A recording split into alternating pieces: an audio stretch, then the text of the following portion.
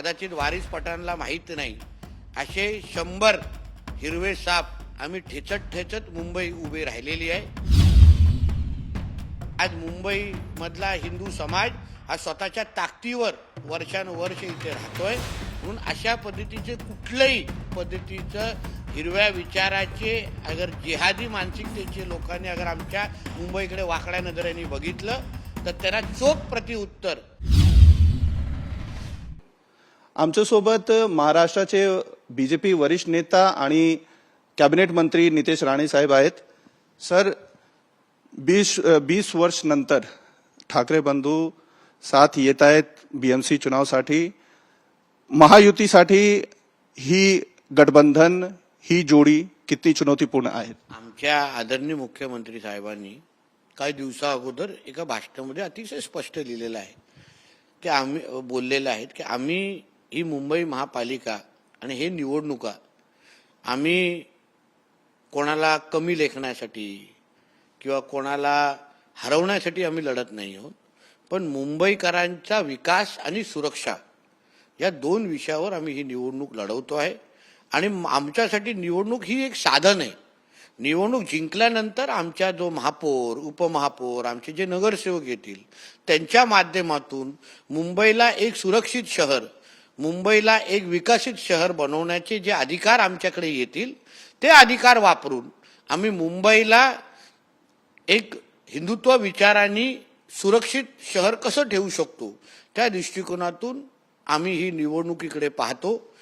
त्याच विचाराचे महापौर, त्याच विचाराचे नगरसेवक आम्ही आमच्या वतीने महायुती म्हणून आम्ही लढवणार आहोत। आणि म्हणून मुंबईला अगर सुरक्षित ठेवायची असेल, मुंबईचा महापौर अगर आय लव महादेववाला ठेवायचा बनवायचा असेल तर महायुती हा एक सक्षम पर्याय मुंबईकरांसाठी आहे। ही बीएमसी चुनाव कितनी चुनौतीपूर्ण हो शकतात महायुतीसाठी? बघा, आमच्यासाठी ही निवडणूक ही अतिशय महत्त्वाची ह्याच्या कारण आहे कारण का आत्ता टीसचा जो रिपोर्ट प्रकाशित झालेला आहे त्याच्यामध्ये हिंदू समाजाची लोकसंख्या कमी होणं आणि जिहादी मानसिकतेच्या वर्गाची लोकसंख्या वाढणं ही आमच्यासाठी धोक्याची घंटा आहे। आम्ही राष्ट्रभक्त विचाराचे लोक आहोत, आमच्यासाठी राष्ट्र प्रथम आहे आणि म्हणून आमच्यासाठी ही निवडणूक मुंबईला सुरक्षित ठेवण्याच्या दृष्टिकोनातून अतिशय महत्त्वाचं आहे। जे बांगलादेशमध्ये सुरू आहे, जे लंडनमध्ये सुरू आहे, जे जगाच्या विविध शहरांमध्ये सुरू आहे तेच हिरवा शाप ज्याला म्हणतो तो आम्हाला मुंबईला लागून द्यायचा नाहीये। मुंबईमध्ये फक्त जय श्रीरामचे नारे लागले पाहिजे, इथे सर तन से जुदाचे नारे चालणार नाही आणि हाच विचार घेऊन आम्ही मुंबईकरांच्या समोर जाणार आहोत। एआयएमआयएमचे नेता आहेत वारिस पठाण, ते सांगते तर भविष्यात मुंबईचे महापौर बुरकाधारी होईल, खान पठाण होईल, त्याच्यासोबत काय कटवटायचं? अशा पद्धतीचे वक्तव्य हे मुंबईतल्या राहणाऱ्या हिंदू समाजाला डिवचण्यासाठी आहे, घाबरवण्यासाठी आहे। स्वतःची ताकद बघा, उद्या आम्ही आमच्या बुरखामध्ये बसलेल्या महिलेला बसून आम्ही आमची ताकद दाखवू। गजवाय हिंदच्या अंतर्गत या हिंदू राष्ट्राला जो इस्लाम राष्ट्र बनवायचे आहे त्याची सुरुवात आम्ही मुंबईवरून करून दाखवू। ही सगळीची भीती निर्माण करण्याचं काम अशा सगळ्या वक्तव्याच्या माध्यमातून होत आहे।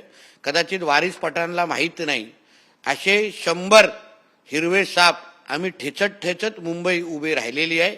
मुंबईला 93-92च्या बॉम्बलास्ट नंतर ह्या जिहादी मानसिकतेच्या लोकांनी संपवण्याचाच विचार केलेला त्या सगळ्या जणांना ठेचत आज मुंबई मधला हिंदू समाज हा स्वतःच्या ताकदीवर वर्षानुवर्ष इथे राहतोय, म्हणून अशा पद्धतीचे कुठल्याही पद्धतीचं हिरव्या विचाराचे अगर जिहादी मानसिकतेचे लोकांनी अगर आमच्या मुंबईकडे वाकड्या नजरेने बघितलं तर त्यांना चोख प्रत्युत्तर येणाऱ्या 15 जानेवारीला आमची मुंबई निश्चित पद्धतीने देईल। कॅमेरामॅन विजय सावले सोबत अतुल सिंग, टाइम्स नाव मराठीसाठी।